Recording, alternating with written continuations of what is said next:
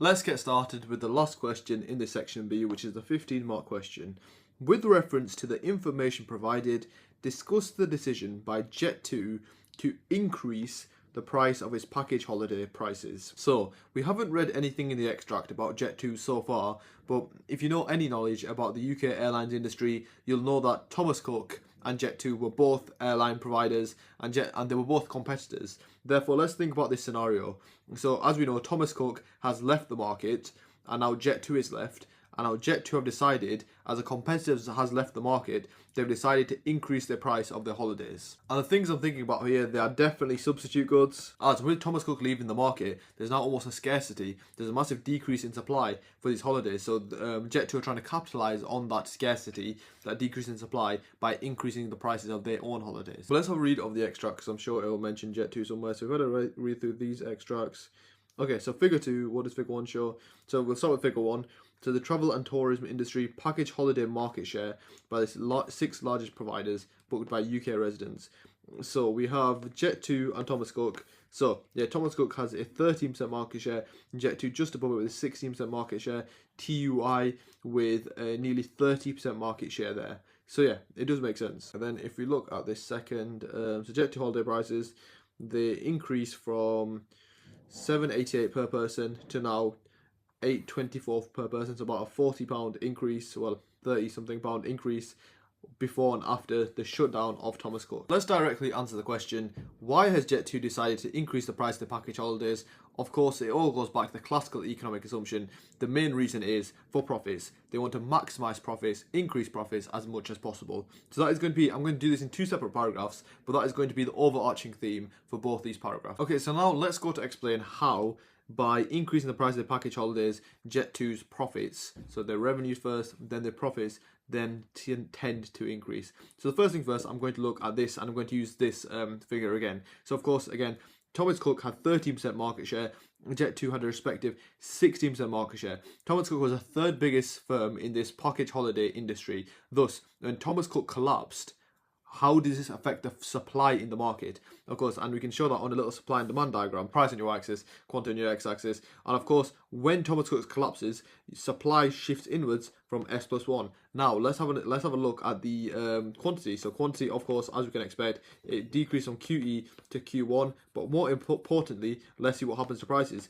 Prices increase from PE to now P1. And to add those application marks, a really good thing you do in micro, instead of just putting price and quantity, we can now put quantity of package holidays and price of package holidays, or you can put supply of package holidays, demand of package holidays. You get what I mean? And these small little things sometimes do help you pick up a few application marks. But of course, if you think about it really simply, the supply in the market of package holidays has decreased. So what does it actually mean for the incumbent firm of Jet2? It means that Jet2 is now, there's less firms competing in the market, thus Jet2 faces less competition in the market, which allows, due to less competition in the market, there's less firms to steal their demand. It means that Jet2 is now able to increase prices from PE to P1, which you can see, and we can quote this, where Jet2 increased prices from $7.88 to $8.24, 12 hours after the shutdown of one of its biggest competitors. And if you want to extend this chain of analysis slightly longer, a great link here is to do with the time frame. So you can mention the time frame, and specifically, and this is the question, the context is definitely hinting at it, specifically with giving you this bit of information, the price 12 hours after. And of course, 12 hours after is definitely, and it's hinting towards the short run. And let's think about this, let's present this scenario. You had a holiday booked with Thomas Cook, and that got cancelled. Like maybe you're at the airport and that got cancelled. Now, you still really want to go on holiday, and there's very few other substitutes with this much market share. So of course there's TUI, but there's not many other substitutes.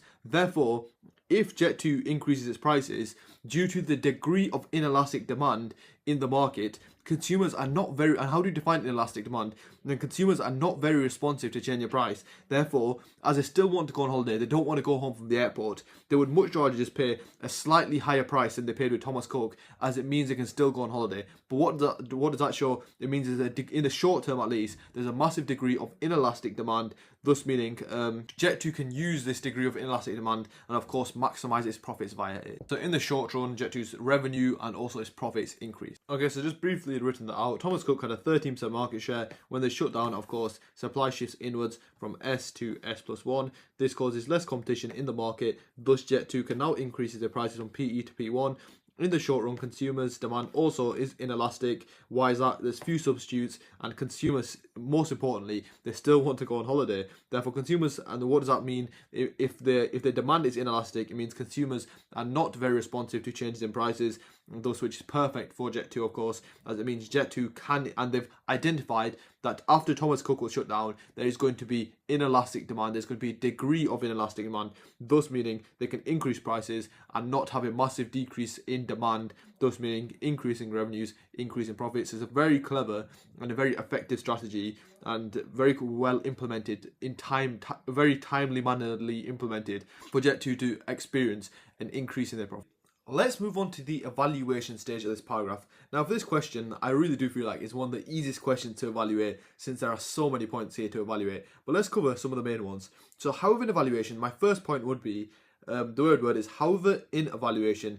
This depends on how other firms respond to Thomas Cook leaving the market. As for example, there are like we can see on this diagram, there's TUI, there's Expedia. But most importantly, I'm going to say, as remember, Thomas Cook has now left, so this market share essentially needs to be reallocated. And of course, every firm wants to gain this market share. So a firm like TUI, seeing that Thomas Cook's market share, they've left, and now Thomas Cook's market share needs to be reallocated. What they may try to do, instead of increasing prices to incentivize consumers to now buy their product, they may pursue something like sales maximization. And of course, how can we show that on a diagram? We show that on a cost revenue diagram. So MCMRD equals AR. At what point on a cost revenue diagram can we see sales maximization? That would of course be where AC equals AR, where a firm maximizes sales to make without making a loss.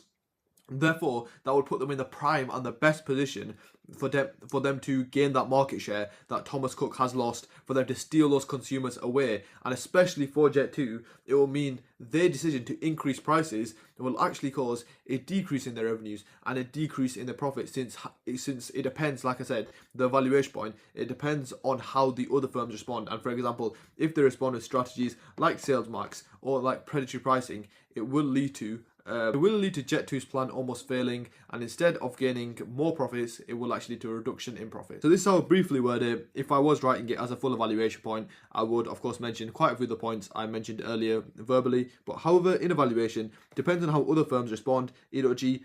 And I'd 100% use TUI, as then you can include the you can include the application. I think it said 31% market share.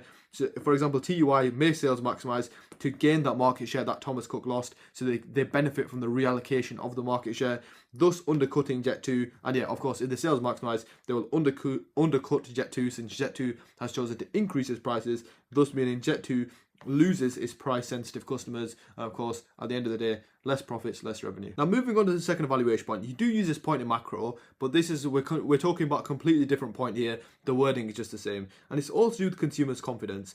Let's put you in the scenario of you're about to go on holiday and you've booked with a really trusted firm, but your holiday, and they just randomly go bankrupt, and your holiday has just now been cancelled. Are you likely to respond to that with still really wanting to go on holiday? Since remember, holidays usually just normally have quite a lot of uncertainty. People are quite scared to go on planes, go abroad. So therefore, originally there's lots of uncertainty. Then your holiday randomly gets cancelled. Are you going to now go out your way to try book another holiday? Probably not. So now, it depends. I would say, however, in evaluation, so the word was evaluation point, saying, however, in evaluation, this depends on the level of consumer confidence, as consumers may lose confidence in the airline industry, thus decrease their demand or just stop demanding holidays, thus meaning, of course, and the main thing, Jet2's response by an increase in prices will actually be quite negative and will cause a further reduction in their demand. Another way you could say that, if you haven't talked about TUI yet, is of course Jet2 and Thomas Cook had very similar market shares, and of course Thomas Cook went bust. So you could say consumers may want to, instead of buying from these smaller firms, they want to buy from a more established firm like TUI, which has 29% market share, so it has almost double the market share that Jet2 and Thomas Cook respectively had. So if we could say consumers, instead of buying from Jet2, they buy from the more established, the larger market share firm, which of course again could reduce the demand for Jet2. Now lastly, it would not be a question about prices if we didn't mention regulation. So of course you can talk about how in evaluation, this depends on the degree of CMA regulation.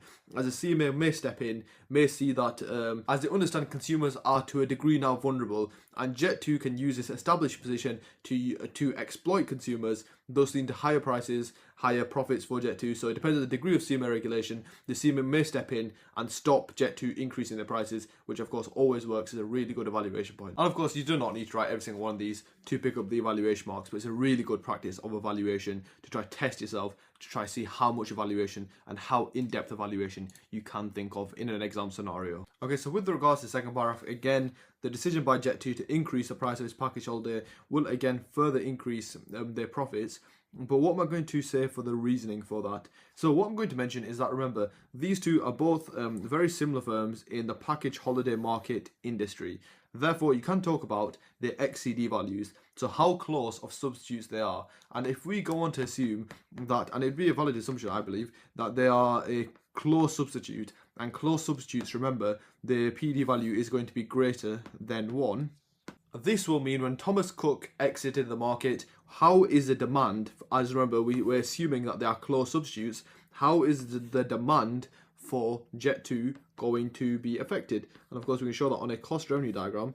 If we just quickly sketch this out, AC, MC, MR, AR. So of course, how do you show an increase in demand on this cost revenue diagram? Of course, what we would show is both your D equals AR curve shifting out and your MR curve shifting out, something like this. So D equals AR1 and MR1. And of course, what effect will this have on this diagram? It will in fact lead to an increase in supernova profits for the firm, which of course is the overarching reason why Jet2 chose to increase their prices. And just to show that in a bit more of a civilized manner, you can show this like this. So of course, just your D equals AR and your MR shift out to D equals AR. So D1 equals AR1 and MR shifts to MR1. And of course, we get this new box, larger box of supernova profits, which is the red box, instead of the original smaller box of supernova profit. And yeah, of course, make sure to label up the prices. So we have Pmax1 instead of originally having just Pmax, and then of course quantities, which is Qmax instead of, well, now we have Qmax. But yeah, quite a simple and a brief paragraph, but just make sure if you include your diagram, try and include it as much as possible. It will help you pick up quite a lot of marks there. But with regards to evaluation, again, you've evaluated a lot in the first paragraph. You can, if you didn't use some of those points from the last paragraph, you can use them here. But the easiest one to evaluate is, however, in evaluation, this depends on the closeness of these two firms as substitutes. So it essentially depends on the XCD of substitutes, as they may not actually be close substitutes, thus meaning when Thomas Cook shuts down, the demand may not be reallocated towards Jet2, thus meaning, of course, it limits the degree to which Jet2's demand shifts out, the MR shifts out, thus meaning they do not actually get to experience a massive or a significant increase in supernova profit. Also, another great evaluation point you could mention is, however, in evaluation, this depends on the time frame. As in the short run, 100%, it is possible that lots of Thomas Cook's demand could be reallocated towards Jet2. However, in the long run, consumers have more time. They're more likely to seek alternatives, seek better solutions like maybe online providers, maybe TUI. Thus, it could limit the degree to which Jet2's demand sustainably shifts out and increases. There are lots of evaluation points and lots of points there. I think it's a great 50 marker to test your knowledge. It's lots of like application, using your own brain. It's, of course, it's embedded in economics, but Edexcel really tests you with using your own knowledge, trying to use your own like decision making, your own critical thinking to try and answer these questions. But yeah, that is how I'd answer this 15 mark question to get 15 out of 15, and that is it for section B in this 2021 paper 1.